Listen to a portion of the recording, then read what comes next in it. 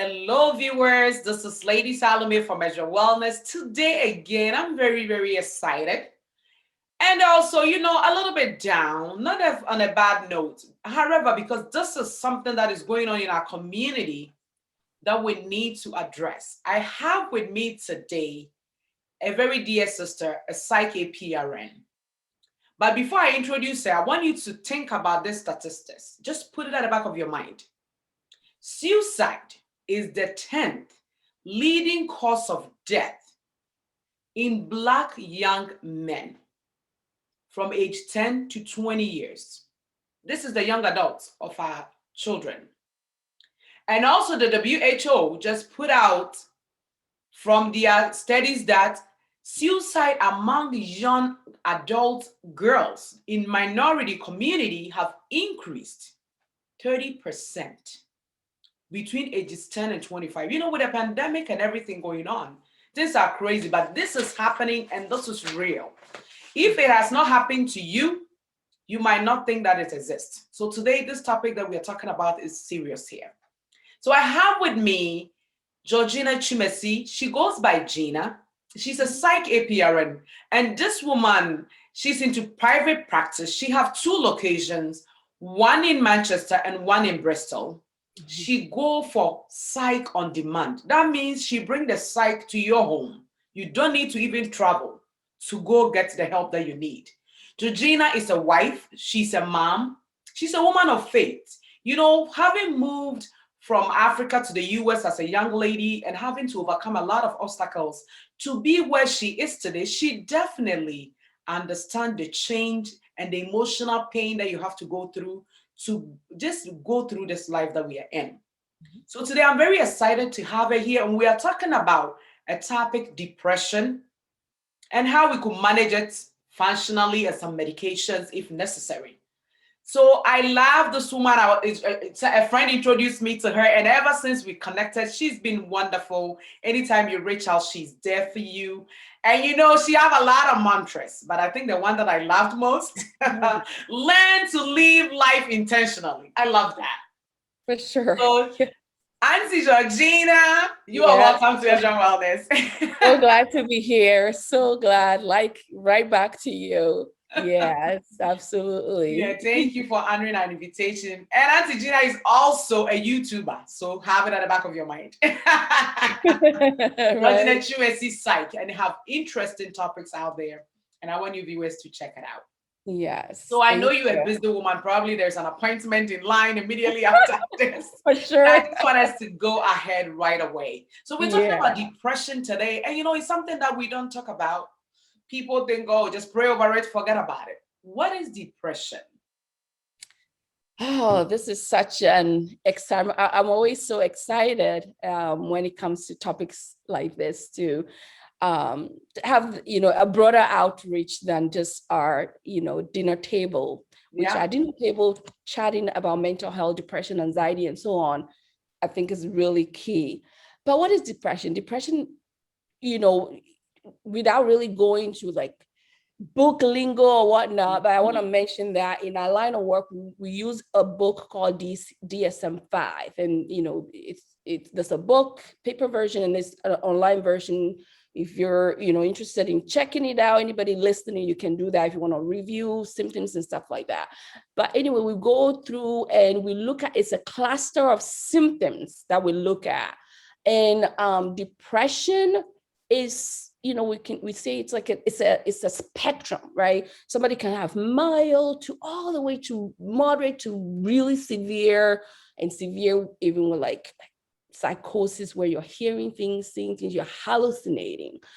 So some of the typical symptoms that would describe depression, the very few ones I would say is change from baseline, from what the person would typically be. If you're a family member and you are used to them appearing a certain way, and I want also to not exclude our young ones, as young as even 5 years old and above. I've been seeing an increased number of younger people, like 5 and above.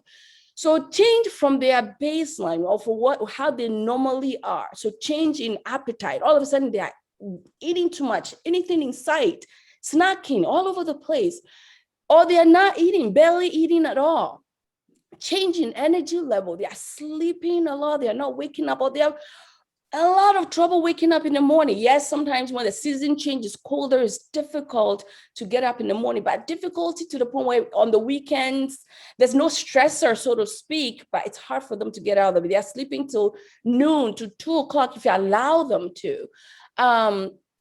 Changing outlook for life, like there's no joy, like everything is such a drag. Even if you talk to them enough, they can sometimes, people can describe it as feeling heavy, a heavy feeling of just feeling like there's a big elephant on your shoulder all the time. And there are people also can have presentation, like they can't concentrate, like they go to work and it's like they're all over the place. They're making unnecessary mistakes and all this stuff. They are feeling worthless about themselves. You can hear the tonation in their talking, like everything is negative, like have some negative tonation to it. They are helpless. They are to the point of being hopeless, so you just gotta listen out and have a sensitive ear to what's happening. And the worst part of this disorder is when people start saying or throwing things out there like there's no reason for them to be here anymore. They don't have any desire to be alive anymore, or what we call suicidal ideation. So like I said before, from mild to really severe, where some people might even be acting very paranoid, like they're checking doors constantly, checking, there are things happening in this world that makes that on edge, but on edge up to where they can't sleep. They're constantly, checking, paranoia, hearing things, seeing things like, did you hear that? Did you see anything there? Did you see a shadow? Do you see, like, you just hear, like, you're just like, oh, just forget it. Oh, you're so crazy. We typically can dismiss people, but I think we have come to the age and time now that very little things like that, subtle drop hints from our family members, we cannot take them for granted. It's good to stop, like in nursing or medical terms, we say, stop the line, think, ask again, hey, what did you say? And check on them again and again on them. So those are some of the symptoms that would typically present. But I also want to pinpoint that a lot of time depression goes hand in hand, intertwined with anxiety a lot. We typically don't see depression in isolation from anxiety. So depression and anxiety usually go hand in hand, and we treat them together. Because a lot of times people come to me at the point of detriment that they can't handle the anxiety anymore. So anxiety about life changes maybe, and anxiety can be more on edge, like you feel internally restless. Some people might have sweaty palms, sweaty armpits. They might feel tense, muscles tense. In the mornings, they might feel like a thing in their throat. Some people might even start throwing up in the mornings. They might not say, they might not know what it is that they're experiencing with all those feelings. Some people might have constipation a lot, or some people might have diarrhea even, like depending on how stressful. Now I'll use my personal experience as an example. I usually like to make it. So like a year or two ago, I was going through a really difficult life change, and I'm like, what? I just got so bound up. Like usually I usually go to the bathroom at least once or twice. I don't know, gross anybody out or anything, once or twice a day is my usual way. But all of a sudden I'm like, I can't go. Like I'm so impacted that I have to disimpact myself or use laxatives or stool softness constantly. I'm like, what the hell's going on here? And that was the time where things started, more awareness about colon cancer and the presentation. And I started freaking. I'm like, what is going on? So I went to my medical provider, and I'm already a little bit on the edge when it comes to changes. I'm like, what is my, like, am I all of a sudden like getting sick? So when to checked out, they're like, yeah, you need a colonoscopy, even though you don't meet the age criteria, but because you're African American, and this thing that we are doing today is also focusing a lot to bring awareness to our minority African American immigrant community, so to speak. But anyway, so when my medical doctor was like, just to be cautious, I want you to have the colonoscopy. So I went ahead and did it. Oh, you found a lot of impaction, a lot of stool there. And so they went on and asked me more what's going on in my life. And I have no reservation. I, told them what was going on. They're like, yeah, it's all from stress. You got to manage your stress better. You're good about doing the talking and doing, but sometimes we also, as provided nurses, doctors, pastors, nursing aides, you're working at the bank, name it, financial expert. We are the experts. We do the talking, we do the coaching and all of that, but sometimes we fail to do it ourselves and for our immediate family members. Yeah. So I had to take my own pill and start to kind of put certain things in place for myself to de-stress. So that was my example, like things like anxiety, how it can impact even your physical Wow. health. So Wow. that's in a little nutshell how depression and anxiety can present, and like an example, like a medical issue, even how that can cascade into that. That's it.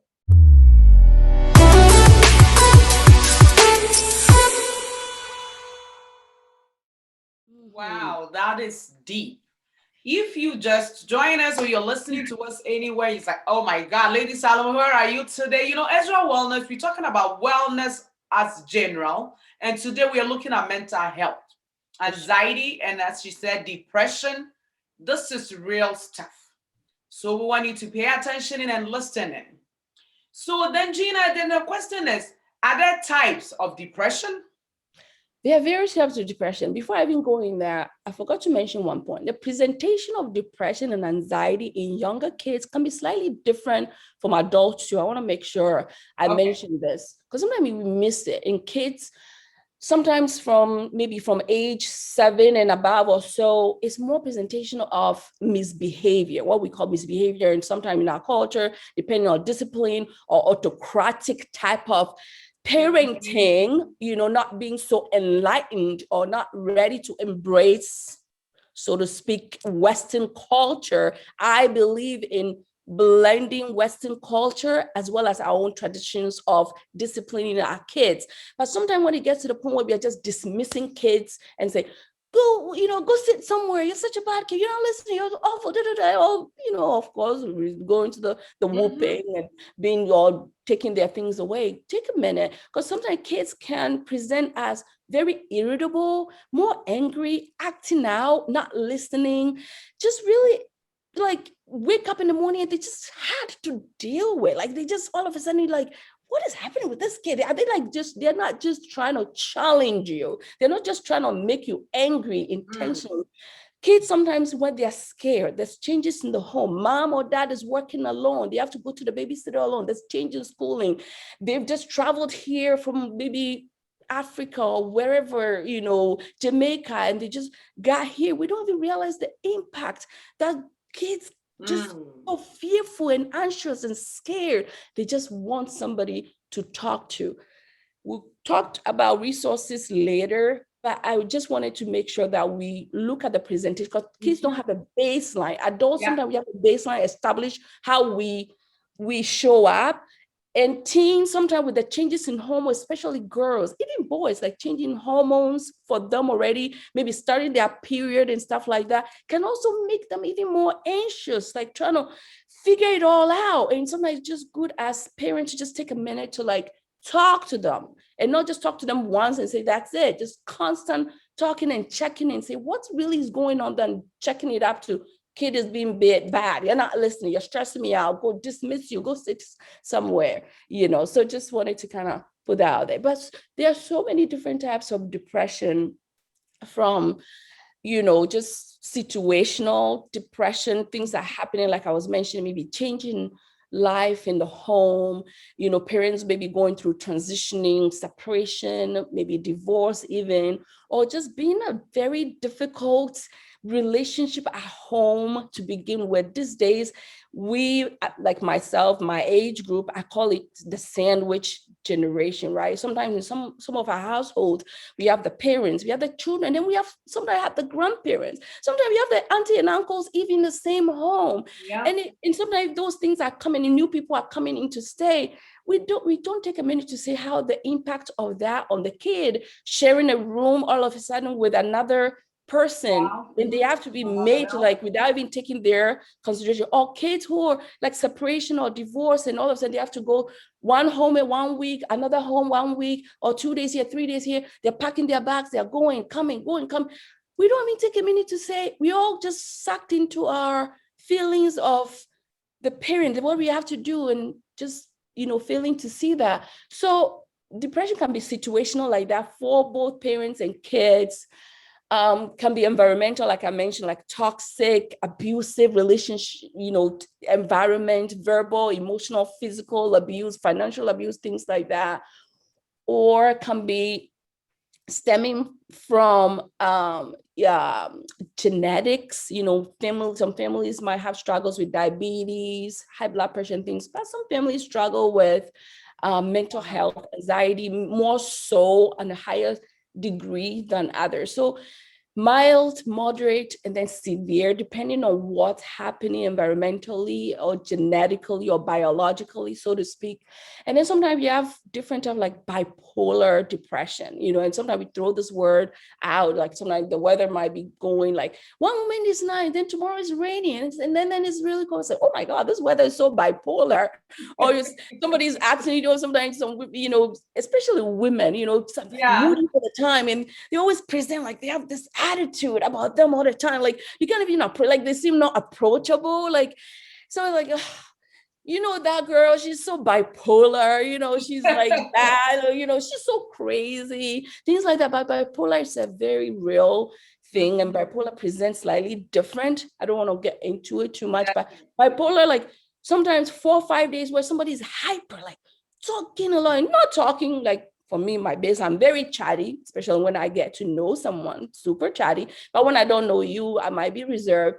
But I'm talking about chatty where somebody's talking one topic, next thing you know, talking the weather, then they talk about the TV, then they talk about some project they're going to do sometime later, and they're jumping, like their mind is like all over the place, like a revved up machine, and it's like days at a time, and they're very impulsive, maybe with money. They're going on maybe these days with like click, you're shopping, they're like on Amazon, they're buying things like credit card, it's being revved up, like just things that are not practical though, like not things you need, just like just unnecessary things that should not be. Like they're not taking a minute to think, do I even need this right now? Yeah. But that's the bipolar mode. So very impulsive, irritable, angry, out of proportion, yelling, screaming, breaking things, punching walls, even. So extremes of mood.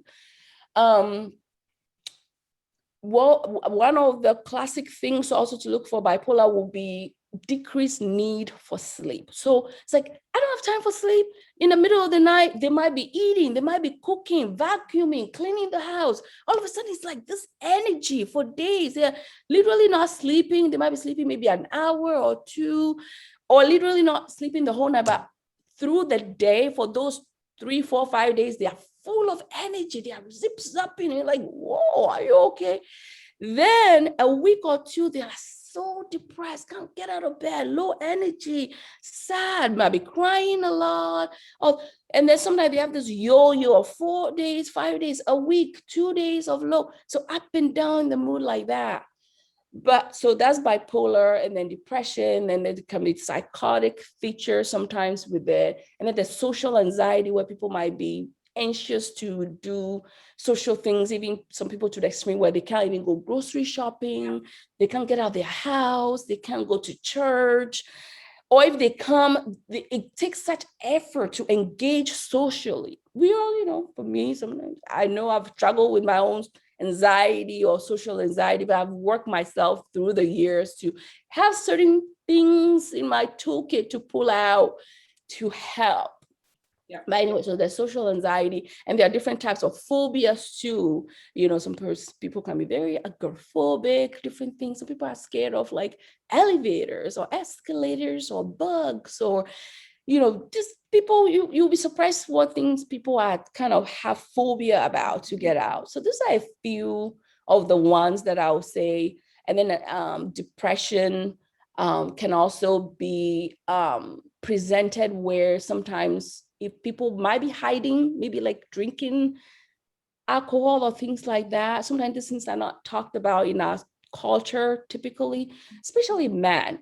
And when alcohol doesn't, some people when they drink, it makes them present it. It kind of decreases their ability to be have the oomph. Maybe for an hour or two they might feel oomph, but then after that, it could all relating to maybe alcohol. It's something good to check out to make sure, hey, is there any drink? Are they hiding anything? So depression relating to substance use too can also be a consideration. So other types of depression relating to like things like low vitamin D level, right? Wow. So sometimes we say types of depression in this part of the world, like the East, Connecticut, Massachusetts, things like that. We are not exposed to the sun a lot. No. So low vitamin D level, thyroid level being low. I wrote one or other things, vitamin D, hormone changes for young kids, young girls especially, and then the older 60s going into menopausal age. We don't talk about some of this stuff at all. And so some of those stuff need to be ruled out to make sure it's not a cause to worry about in terms of a type of depression, but more relating to medical reasons as such. Wow. This depression is a huge umbrella. There's so many things I'm learning today. It's like such a big spectrum. Whoa. Right. Well, these are all types of depression that Gina is letting us know about. Depression is real. In the Bible, there was a man there, Elijah. We all know about Elijah and the prophet of Baal. And he did all these, killed all of them. And when he heard the message from Jezebel that he was also going to be killed, he prayed to God that he wanted to die. So, we want to say that great men, it doesn't matter who you are. At a point in life, you could get to a point of depression. But that is why we are making these things so that we are aware. So when your mind starts to get into these areas, you catch yourself, bring it back. If you see these symptoms in your children, please take a minute. Make sure you are addressing them. And then if you are not able to handle it, then Gina, how do we manage depression? I want you to talk about if there is any diet that we could do. I know you've mentioned some vitamins there. If there is something that you want to say to that effect. And then after that, we'll come to lifestyle. And then if these two doesn't help, then I think the last one will be medications. And right, for sure. Yeah. Oh God, diet. Diet. Wow. So actually do my research for today's conversation or discussion, so to speak. I really started, delving into an area of psychiatry where there's people are more starting to focus more on that. We call it nutritional psychiatry. And for me, over the course of the past few year or two, if not three, a lot of my people that seek help from me, I'm starting to really try to put that as part of the conversation, especially the initial conversation, or also ongoing conversation. Yeah. Like, what are you eating? Especially when you're looking at a big research behind the brain-gut connection. Such a direct connection between what we eat, what we put in our gut, and how that manifests or affect our brain or our mental health in general. So there's such a thing, as the microbiome in our gut system. And I usually like to make a comparison of it to, like, if you're into investments and things like that, your financial expert or your financial advisor or your bank or whatever will say, make sure your portfolio is diverse, it's diversified. Like you have a little bit of the stocks that, to make it. I love that. Right? So the same way with our guts. Beautiful. So we need to try to make it diverse, right? So in our culture, once again, our diets can be so monotonous, right? So like the rice and the carbs can be so heavy on that. And of course, you do a lot of things with with food, and I love it. So I've been checking your channel, And it's so amazing the work you're doing over there, the impact of nutrition, and especially when it comes to like, physical health and how that can impact, different things like diabetes, blood pressure. That's so amazing, even, to like dementia, memory and stuff. So anyway, the microbiome being diverse, but I also like to mention like the color, right? So I am like, I can't say like salad all the time. Like, forget about that. Like, we have to be practical and we have to be right. So you can have salad like, okay, we do the whole fit size. Okay, if you're gonna have rice, or I'll say jollof. If you don't know what jollof is, you're listening, is one of our go look it up. Go look it up. What jollof is on Google. or the bankus or the kinkies, all those good stuff. But make sure you're adding another feed size, if not more, if you can do it, of diverse colors of vegetables, especially. So the more the color is there, the better. What they found is, even from infancy, like when babies are born, what we introduce them to start to formulate what their microbiomes will be as they go forward in life, right? So the more you have like a microbiome that's diverse, that's in tune to having those bacteria from the food that you are eating from infancy, like vegetables, you're introducing them all this good stuff without really starting right away with like the sweets and all that, because then the microbiome will want that more. Because what you introduce, first your palate gets used to it, and then your microbiomes will start to urge your brain to want more of that. Yeah. But as we grow up, it's not too late though. We can change that, but it's going to take some degree of discipline and some degree of sticking to it, without really trying to find my words. Like, we have to stick to it to make it work, right? Because sometimes habits takes a few days. Sometimes I say, hey, at least 30 days, if not 60, then you do it, and then it becomes a habit. Then you start realizing that you actually like that better than what you were doing before. So really, that gut-brain connection is super important, but that gut-brain connection stems from the microbiome. And the microbiome, the bacteria diversity, which helps them produce more of the chemicals we need in our brain to help us feeling better, of course, because we have that connection. Now, some of these chemicals, I don't want to throw it out there, but I'll mention one, which is like serotonin, epinephrine, like GABA. Those are all really good things for anxiety and depression, but they all 90+% of all those things, believe it or not, me myself, realized that until maybe a few years back. And I realized, wow, what a connection. All reside in our gut. So if you're filling your body with all those bad junk food, I call it what it is, junk. Sugar, like the sugars. And sugars are not the processed food. That's what I was gonna say. Like, sugars are not just from, sometimes we think sugars are just from like sugar, what we call sugar, but sugar can be in pasta sauce, rice, yogurt, the ones that are loaded. Kefir, you have yogurt when it have a good amount of the fermented bacteria in it. Listen, I used to remember my mom cooking bambara beans. And anybody who doesn't know bambara beans, I really don't know how it's called. What is bambara beans in American terminology? It's like a type of bean. Yeah, it is. Yeah, right. And then closer to like garbanzo beans. Okay.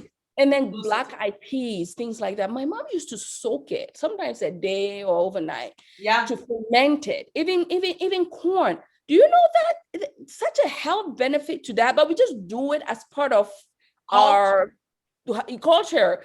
But there's such benefit to the fermentation process of that. Any type of fermented food is so good for the gut. So I'm putting it out there. If you're going to eat your beans is really good for us anyway.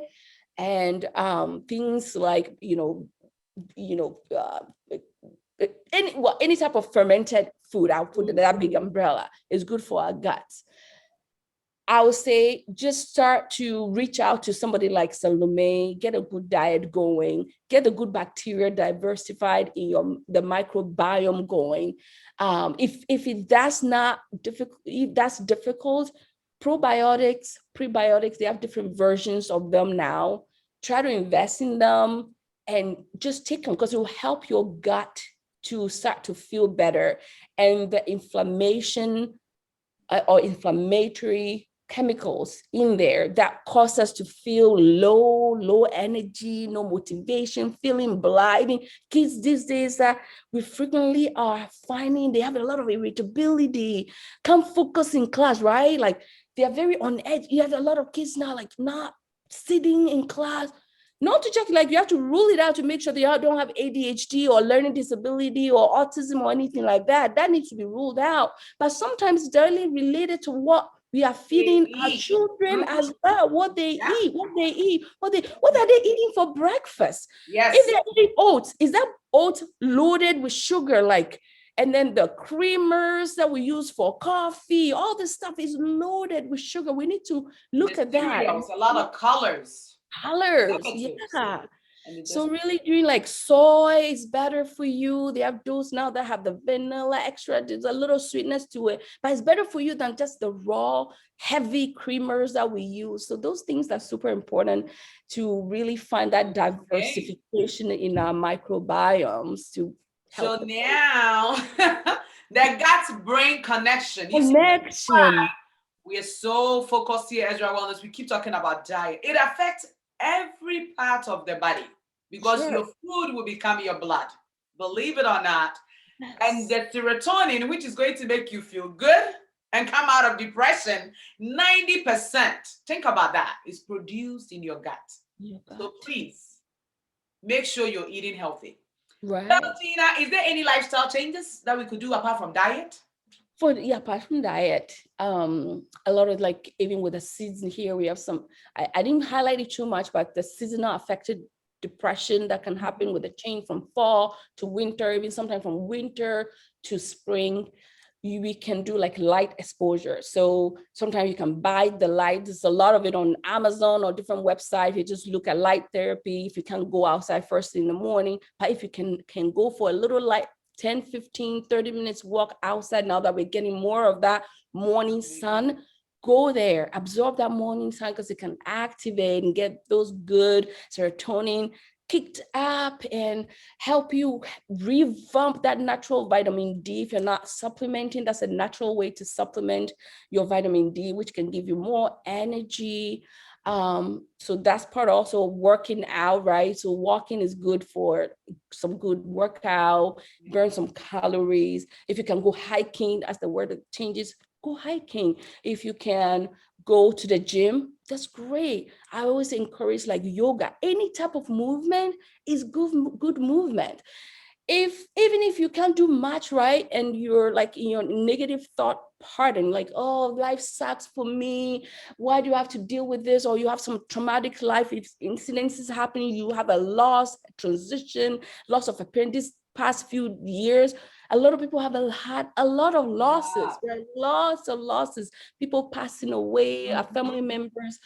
If you're feeling that way, any type of movement, if you can change any type of movement, one, and two, if you can change the way you're thinking, just changing how you're thinking about your circumstances, which drives me to talk about journaling. Like even if you have like a line a day, I know it can seem like what, just really when you have a negative thought or whatever thought you have, just journaling it down, or doing gratitude journaling is another great way. Like you look at things in your life, like I can breathe on my own, I can eat on my own without needing a tube. There's so many people in the hospital who can wish to be in your shoes, things like that. Like people who are homeless, they wish they have a roof over their head like you. So really re-changing the narrative, what you're talking to yourself about, like how you're negatively impacting, because sometimes what you put out there is what sometimes you can get back to you. So that yoga, and then going to meditation for me can be anywhere from you're going through nature, looking at how God is so beautiful, my God, look at the sunshine, look at the sunset, or things like really connecting with faith. Because if you don't have faith, you don't have hope, you don't have anything. For real, if you don't have faith, for me, I don't know Yeah, about you, but I yeah. know my faith in my Definitely. walk with the, if you believe in the higher up, then so be it. But I believe in God, and that's what I identify with. But if you do identify with nature, Yeah. so meditation can be that, or meditation can be your time with just reading the word, even if it's just 5 minutes, writing down something from the word, meditating on it, and knowing that God got your back, knowing that even if you have the most difficult time, God has a way of taking it out at his Definitely. time and resting in his peace and knowing that he's working it out. Besides you also seeking help, like if it's church counseling you want to do, you feel comfortable with that, your church pastor, your elders. If that doesn't feel comfortable because you're right there, you don't want to keep talking about Don't be maybe comfortable your, so much. right, yeah, seek a counselor, a therapist, someone like myself, a psychologist, who you can have that safe space, you can feel Yeah. safe To to share. talk, to share, to talk about what you're doing. There's nothing that you're talking about, you're dealing with that is so shameful that you have to hide it, or you have to hide behind and deal with it by yourself. Mm. Or you know it, once you start opening about it, somebody will be like, oh wow, I too. And somebody, wow, and you all of a sudden you feel like, oh, okay, all this time I thought I was all You're not alone in alone. this thing that I'm dealing with. So, Yeah. seek help. And I know the next thing you're gonna ask me is probably like, what are some of the places? So while I'm ranting on here, I'm so excited. Like, I just want to make sure, like, are people listening to us today? That's the Like, point. listen, please, there's such help out there. There is. Right. Look online, like start even from online. Psychology today is a big hub for all of us providers or counselors, different types of counselors that are on there. Just filter and see who you will be a good tailor for you. Don't hesitate to go to your church. If you have a supportive church leadership or pastors who can help you. If not, go to a church family, seek a church family that can have that ideology or mentality around mental health, mental wellness. A lot of churches now are becoming more and more open-minded about mental health. Yeah. To begin with, you can always call 211. There's somebody there 24/7. When I say 24/7, it's free. There's Yeah. somebody always at that back of the line who can talk through things. You're feeling unsafe, you're feeling low. They can guide you, they can give you resources. If it's a financial stressor, guess what? 211 will guide you to resources in the state so you Beautiful. can get some assistance, because financial stress is another reason It why is. a lot of people get low or angry or use substances or numb it or are so like feeling hopeless because how do I pay my bill? How do I pay my dad? How do I take care of my kids?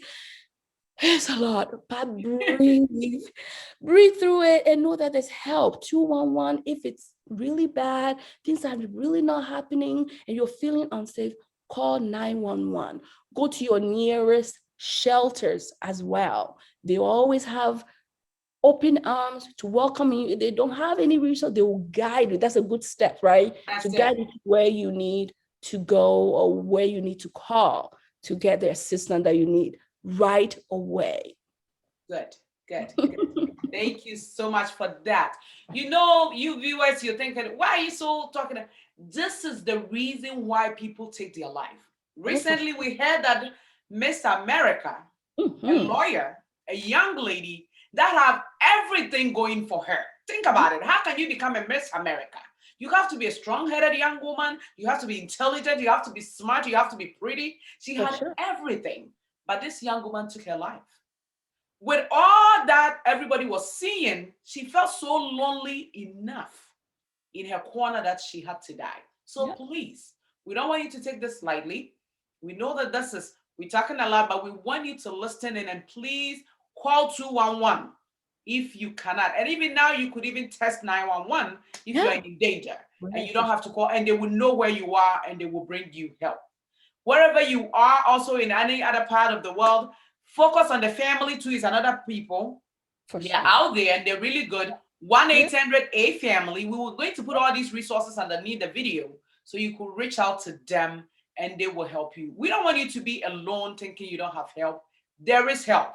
So we want you to reach out. And if you don't reach out, we will never know that you need help. so that we bring it to you.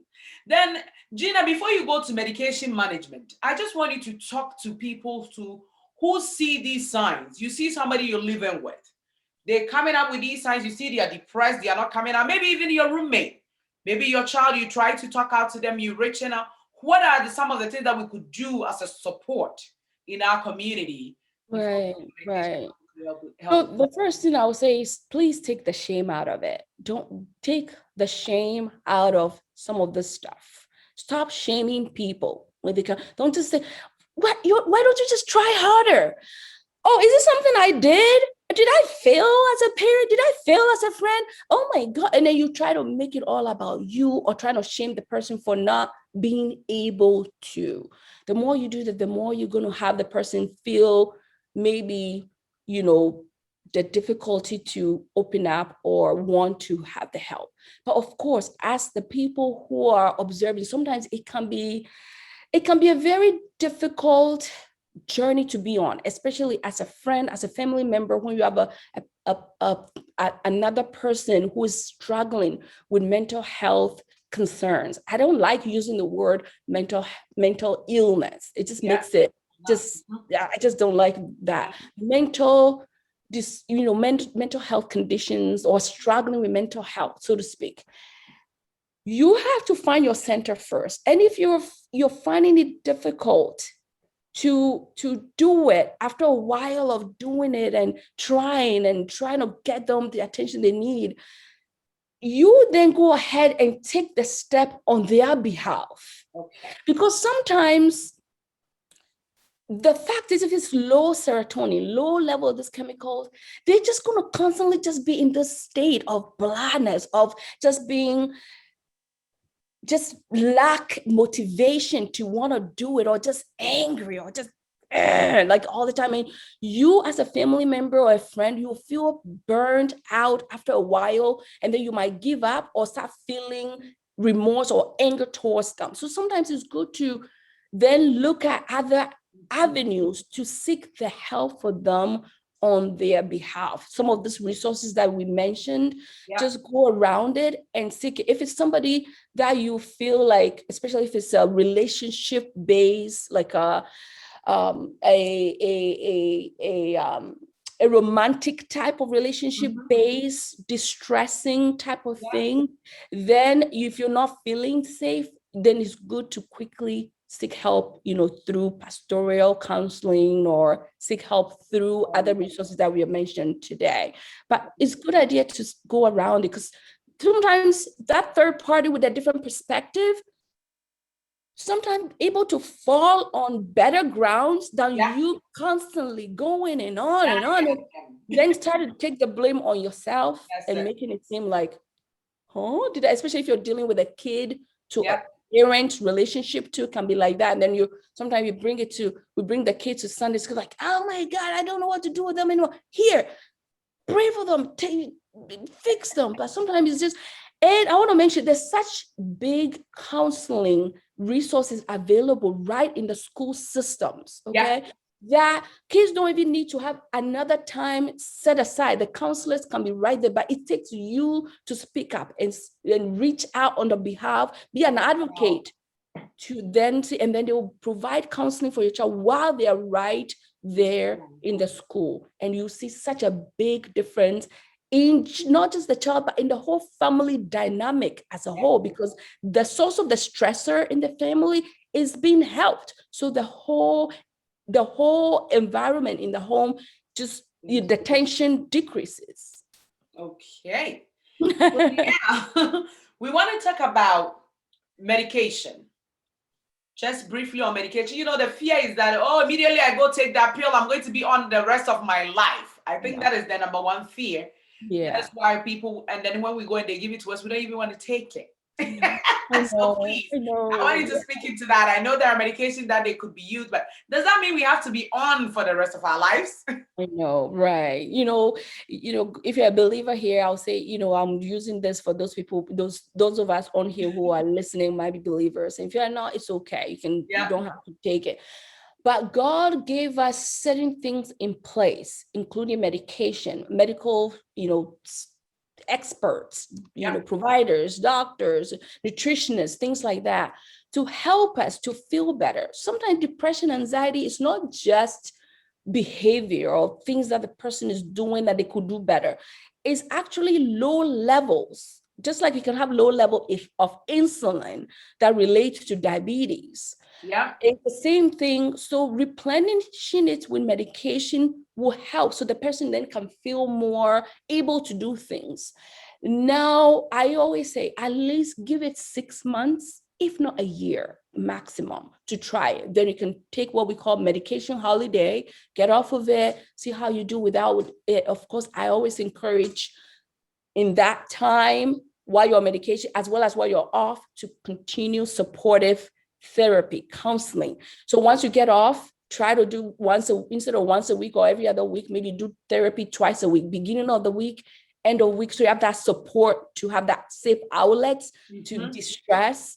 So medication is not a lifetime sentence, especially if you continue to do some of this lifestyle changes that we've talked about. Yeah. Diet, exercising, being mindful, distressing, managing your stress, really creating boundaries around you, being able to say no without guilt, getting better sleep habits. So much spectrum to it. You can talk here to the cows. It's another big area. Yes. It's just like really, but if you're anxious to begin with, sleep is like not happening. No. Sleep is not happening. If your sleep is not happening, please get some help with sleep as well. Sleep hygiene is such big part. I'm sure maybe one day we'll talk about sleep. Definitely. Things like that. But oh, these are so exciting. Yeah. And it's life changing. It's really life changing, Salome. But I want to talk to somebody out there.